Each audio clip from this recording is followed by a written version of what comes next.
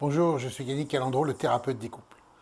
Dans la vidéo d'aujourd'hui, je vais vous parler d'un problème que je rencontre souvent dans mes consultations, ou plutôt une plainte que j'entends souvent, c'est mon conjoint ou ma conjointe ne parle pas.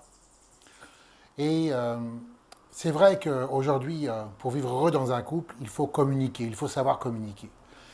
Mais il faut aussi comprendre qu'il y a des gens qui n'ont pas grandi avec la possibilité de pouvoir s'exprimer, de pouvoir parler d'eux. Parler de soi, ça s'apprend. C'est quelque chose avec lequel on a besoin de grandir. Et ça prend de l'ouverture, ça prend de l'écoute. Si vous avez eu des parents qui vous ont accueilli, qui vous ont écouté, qui ont laissé de la place, qui vous ont laissé de la place pour pouvoir vous exprimer, alors, adulte, vous serez quelqu'un qui aurait cette capacité à parler de vous. Mais malheureusement, il y a des enfants qui ont grandi avec des parents qui leur ont interdit cela. Surtout, malheureusement, surtout les garçons. On ne parle pas de soi, on n'exprime pas sa souffrance. Arrête de pleurer, arrête de te plaindre. Et on entend toutes ces choses, on a tous entendu ça dans notre enfance. Et du coup, ça fait des adultes qui souvent ne parlent pas. Également, si vous avez grandi dans une famille nombreuse où les autres ont pris beaucoup de place, eh bien souvent, il y en a toujours un qui va moins s'exprimer, moins parler, qui va moins prendre de place. Et souvent, ça fait aussi un adulte qui ne s'exprime pas, qui ne parle pas de lui.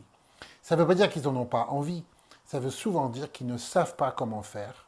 Et surtout, ce que ça veut dire, c'est que ces gens-là ont un besoin d'un espace d'écoute et d'accueil plus important que les autres.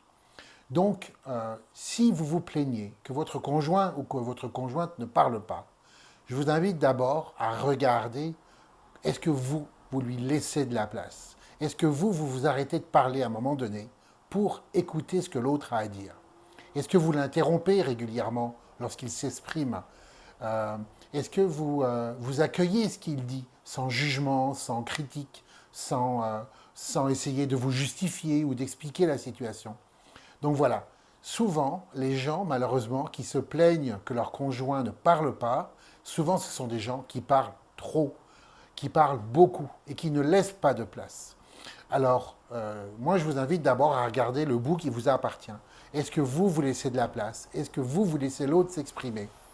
Est-ce que vous l'écoutez sans jugement, sans critique? Et vous allez voir que, alors je ne dis pas que ça va arriver du jour au lendemain, mais vous allez voir que plus vous allez laisser de la place à votre conjoint, celui qui ne parle pas, plus vous allez lui laisser la possibilité de s'exprimer et enfin pouvoir entendre ce qui se passe pour lui ou pour elle. Merci